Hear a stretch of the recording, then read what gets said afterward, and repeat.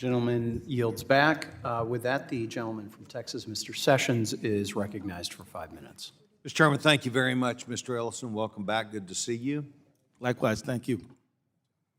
The marketplace has been reacting strongly to its viewpoints about people making decisions in the marketplace and how consumers react to that. And I find it very interesting that it's important for us, that Mr. Ellison wanted his state to make the decisions that they made.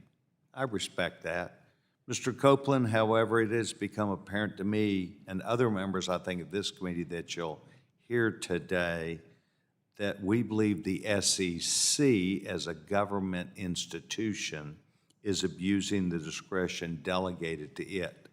It's not the customer, it is the oversight. And we believe that this discretion that is delegated by Congress is using it to undermine and even destroy disfavored industries and companies that don't align with what is a political agenda of the current administration, particularly in this case of exercise of investigatory discretion. Could you please talk with me and this committee on how a case could be made for abuse of its congressionally designated discretion at the SEC could be made based on existing evidence around its implementation of social policy and financial regulations and what we in Congress should do about that?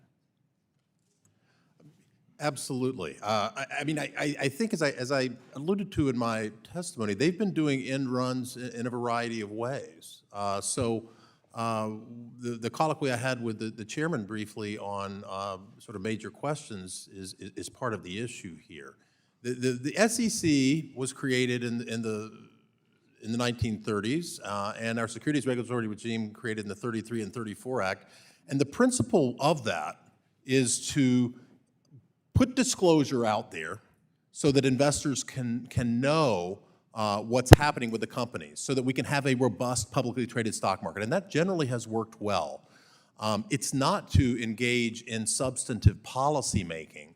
And so this sort of end run around Congress going into environmental issues particularly, and again, I want to emphasize, the interpretive guidance that the SEC gave in 2010, I'm on record as saying is reasonable.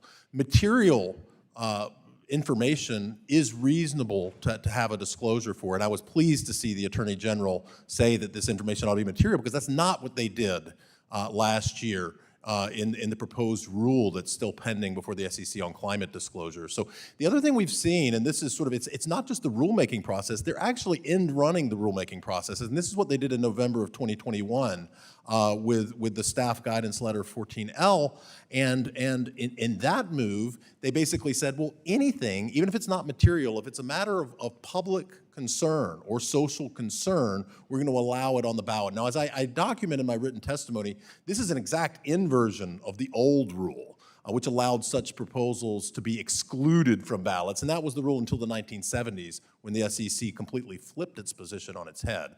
But you know, this is very problematic.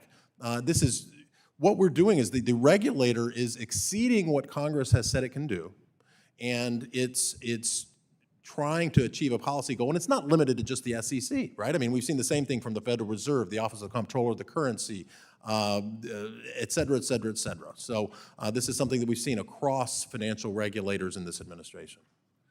Well, I agree with you. I also agree that if Mr. Ellison or his state as a consumer, customer, investor wanted to make that decision, then they would make that decision about seeking someone who would give them more information.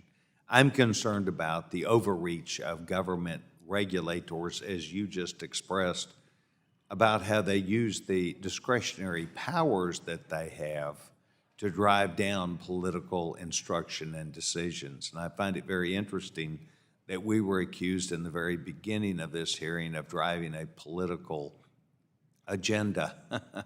We know who the political agenda is, because free markets like to make their own decisions, and people who are investors like to invest in the things that will gain them what they're after. And when it's driven by government, I think we make a mistake. I want to thank each of you for being here today. Mr. Chairman, I yield back my time.